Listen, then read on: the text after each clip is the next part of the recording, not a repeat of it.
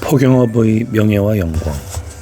세상에는 주도 면밀한 무질서를 진정한 방법으로 삼는 사업도 있다. 내가 고래잡이 문제에 뛰어들어 그 원천까지 더듬어가면서 연구를 진행할수록 포경업의 위대한 영광과 오랜 전통은 나에게 더욱 깊은 인상을 준다. 특히 그렇게 많은 반신과 영웅들, 그리고 온갖 형태의 예언자들이 이런저런 방식으로 포경업에 명예를 부여한 것을 발견할 때 하찮은 존재인 나 자신도 그렇게 영광스러운 직업에 종사한다는 생각으로 황홀해진다.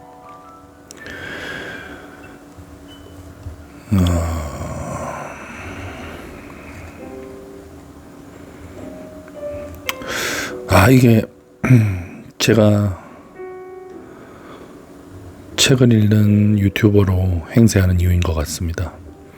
하찮은 존재인 나 자신도 그렇게 영광스러운 직업에 종사한다는 그 긍지, 약간 그것만으로도 자존감이 올라가는 것 같습니다. 딴소리해서 죄송합니다. 계속 읽겠습니다. 제우스의 아들인 용감한 페르세우스는 최초의 고래잡이였다. 그리고 우리 직업의 영원한 명예를 위해서 말해둔다면 우리의 동료로부터 최초의 공격을 받은 고래는 결코 야비한 목적으로 죽음을 당한 게 아니라는 사실이다. 그 당시는 우리 직업이 기사도적인 시절이었고 우리는 고통받는 자들을 구하기 위해 무기를 들었을 뿐 사람들의 등잔에 기름을 채워주려고 고래를 죽인 것은 아니었다. 페르세우스와 안드로메다의 아름다운 이야기는 누구나 알고 있다. 아름다운 안드로메다 공주가 바닷가 바위에 묶이고 고래가 공주를 막 낚아채려는 순간 고래잡이들의 왕자인 페르세우스가 용감하게 나서서 괴물에게 작사를 던져 공주를 구출하고 결혼했다. 그렇게 큰 고래를 일격에 죽였으니 이것이야말로 현대의 최고 작살잡이들도 좀처럼 해낼 수 없는 훌륭한 예술적 위협이었다. 아무도 이 페니키아 설화를 의심해서는 안 된다. 시리아 해안에 있는 오늘날 야파라고 불리는 옛날의 요파라는 마을의 이교도 사원에는 몇 세대에 걸쳐 거대한 고래 유골이 안치되어 있었는데 그 도시에 전해 내려오는 전설과 주민들은 이것이야말로 페르세우스가 죽인 괴물의 뼈라고 굳게 믿었다는 것이다.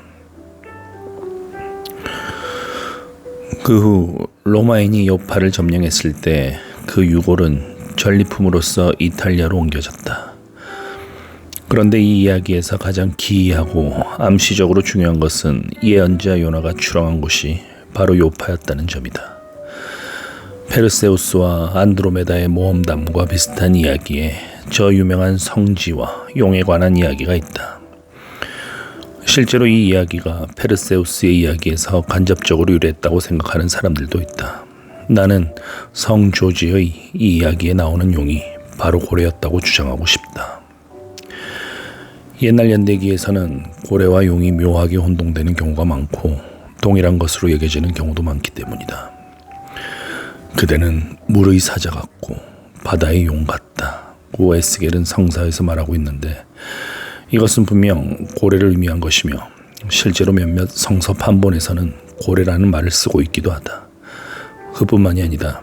성조지가 심해의 거대한 괴물과 싸운 게 아니라 땅을 기어다니는 파충류와 맞섰을 뿐이라면 그의 빛나는 공적은 많이 줄어들고 말 것이다. 뱀이라면 누구나 죽일 수 있지만 페르세우스나 성조지나 코핀 같은 사람이 아니면 대담하게 고래와 맞설 용기를 가질 수 없다. 성조지가 용과 싸우는 장면을 묘사한 근대 회화에 속지 말자.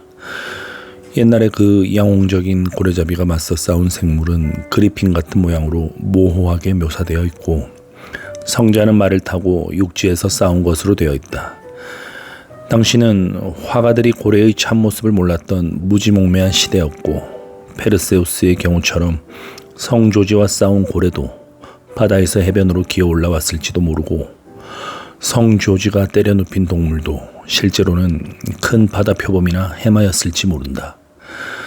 그 점을 염두에 두면 이른바 용이 아닌 고래라고 주장해도 그 신성한 전설이나 격투 장면을 묘사한 오래된 그림과 모순되는 것처럼 보이지는 않을 것이다. 사실 엄격하고 날카로운 진실에 비추어 보면 이 모든 이야기는 팔레스타인 사람들이 숭배한 다곤이라는 이름의 우상, 물고기와 짐승과 새를 합쳐놓은 듯한 괴물을 가리키는 듯하다. 그런데 이 다곤은 이스라엘의 언약궤 앞에 놓이자 말 모양의 머리와 두 손바닥이 떨어져 나갔고 물고기 부분만 그루터기처럼 남았다. 이리하여 우리 직업의 대표 자격인 성조지는 고래잡이이면서 영국의 수호성인이 되었고 우리들 낸터커스의 작살잡이들은 가장 고귀한 성조지 기사단에 입회할 수 있는 당연한 권리가 있다. 따라서 그 명예로운 기사단에 소속된 기사들 감히 말하지만 그들 가운데 기사단의 위대한 수호성인인 성조지처럼 고래와 관계를 가져본 적이 있는 사람은 아무도 없다. 소속된 기사들이 낸터커스 사람을 경멸하는 눈으로 바라보게 하지 말자. 우리는 모직 작업복과 타르를 칠한 바지를 입고 있지만 성조지의 훈장을 받을 자격은 그들보다 우리가 훨씬 많다. 헤라클레스를 우리 동료로 받아들여야 할 것인가 아닌가에 대해 나는 오랫동안 결정을 내리지 못했다. 그리스 신화에 따르면 고대의 크로켓이나 키트카슨이라고 말할 수 있는 그 늠름하고 성량한 호골은 고래한테 먹혔지만 고래가 다시 토해냈다고 한다. 하지만 엄밀히 말해서 그것이 그가 고래잡이였음을 증명하고 있는지는 논란의 여지가 있다. 그가 실제로 고래에게 작사를 던진 것 같지도 않다. 고래의 뱃속에서 작사를 던졌다면 또 모르지만 그가 작사를 던졌다는 기록은 어디에도 없다. 그래도 그는 본의 아니게 고래잡이가 되었다고 생각할 수 있다. 그가 고래를 잡지는 못했다 해도 어쨌든 고래에게 잡히긴 했으니까 말이다.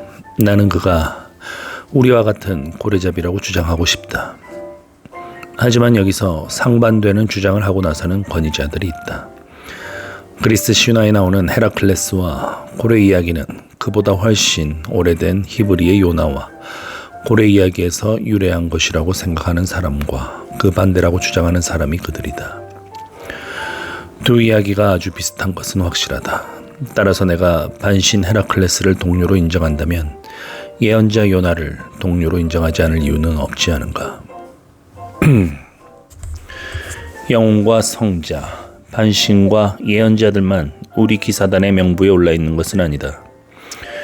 우리의 최고 우두머리는 아직 소개되지 않았다. 고대 왕들과 마찬가지로 우리 동료들의 먼 조상도 위대한 신들이다. 이제 힌두교의 최고 신들 가운데 하나인 무서운 비슈누 신의 이야기가 실려있는 샤스트라로부터 동양의 그 경이로운 이야기를 자세히 들어보자. 샤스트라에 따르면 비슈누 신이야말로 우리의 주님이다. 그 성스러운 비슈누 신은 지상에 10번 환생했는데 맨 먼저 고래로 환생하여 영원히 고래를 성별했다. 또한 샤스트라에 따르면 신중의 신인 브라마는 우주를 해체했다가 재창조하는 일을 주기적으로 되풀이하는데 한 번은 우주를 재창조하기로 결정했을 때 그 작업을 감독하도록 비슈누를 낳았다.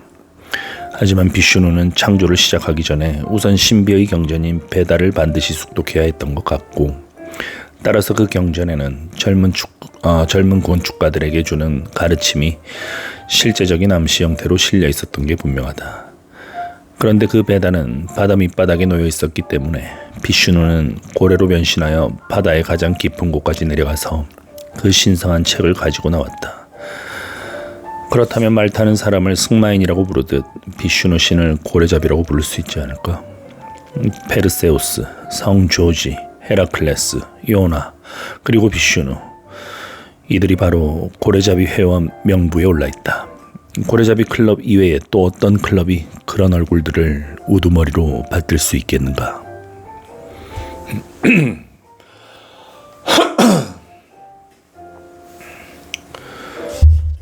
제83장 역사적으로 고찰한 요나. 앞장에서 요나와 고래에 관한 역사적 이야기를 서술했다. 오늘날 일부 낸터커 사람들은 요나와 고래에 대한 이 역사적 이야기를 믿지 않는다. 하지만 옛날 그리스와 로마에도 일부 회의적인 사람이 있었는데 그들은 당시의 정통파인 이교의 통념에서 벗어나 헤라클레스와 고래에 관한 이야기나 아리온과 돌고래에 관한 이야기에 불신을 표명했다. 하지만 그들이 품은 의심은 그 전설들의 진실성을 조금도 손상시키지 않았다. 세그항에 어느 늙은 고래잡이가 있었는데 이 노인이 히브리 이야기를 믿지 않은 주된 이유는 이러했다. 사실 그는 색다르고 고풍스러운 성서를 한 권 갖고 있었는데 거기에는 참으로 기묘하고 비과학적인 도판이 실려 있었다. 그중 하나는 요나의 고래가 머리에서 두 줄기의 물을 뿜어내는 장면을 묘사하고 있는데 그것은 참고래와 그 변종만 갖고 있는 특징이다. 그들에 대해 고래잡이들은 1페니짜리 롤빵을 삼켜도 목에 걸릴 것이라고 말할 만큼 목구멍이 아주 작다. 하지만 제부주교는 이런 반론을 예상하고 그에 대한 대답을 준비해 놓았는데 그에 따르면 요나가 고래에게 먹혀 그 뱃속에 매장되었다고 생각할 필요는 없고 고래의 입안 어딘가에 잠시 머물러 있었다고 생각하면 된다는 것이다. 이런 견해는 선량한 사제가 가질 만한 충분히 합리적인 생각인 것 같다. 실제로 참고래의 입은 트럼프 탁자 2개와 노름꾼 8명을 다 수용할 수 있을 만큼 넓다. 어쩌면 요나는 속이 빈 이빨 속에 앉아 있었는지도 모른다. 아니, 가만히 있자. 참고래는 이빨이 없다. 세그항이 예언자의 이야기를 믿지 않는 또 다른 이유는 고래의 뱃속에 유폐된 요나의 몸과 고래의 위액과 관련된 막연한 것이었다. 하지만 이 반론도 역시 실패로 끝난다. 독일의 어느 성서 해석자는 요나가 물 위에 떠있는 죽은 고래의 몸속으로 피난했을 게 분명하다고 주장하기 때문이다. 프랑스 병사들이 러시아 원정 때 죽은 말의 몸속으로 들어가 그것을 천막 대신 사용한 것과 마찬가지다.